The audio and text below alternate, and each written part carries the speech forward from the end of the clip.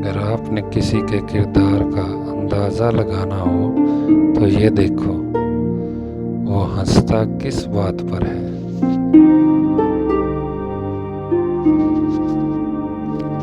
जिंदगी की खूबसूरती रिश्तों से है और रिश्ते तब भी कायम रहते हैं जब हम माफ़ करना और दरगुजर करना सीख जाते हैं।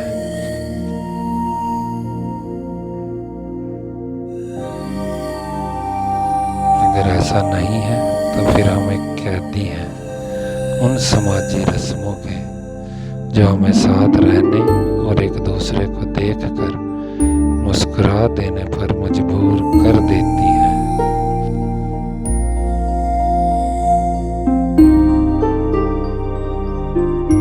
लोगों को परखना छोड़ दें क्योंकि आप नहीं जानते हैं कि वो अपने अंदर कैसी जंग लड़ रहा है।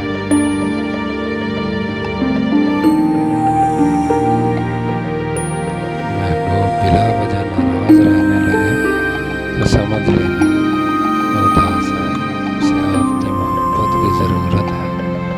लड़ने की बजाय उसे खूब प्यार देना समझदार खातून की निशानी है।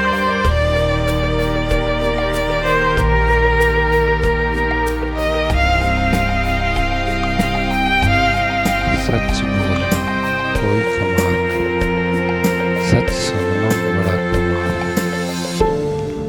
मोहब्बत का सबक बारिश से सीखो जो फूलों के साथ साथ कांटों पर भी बरसती है।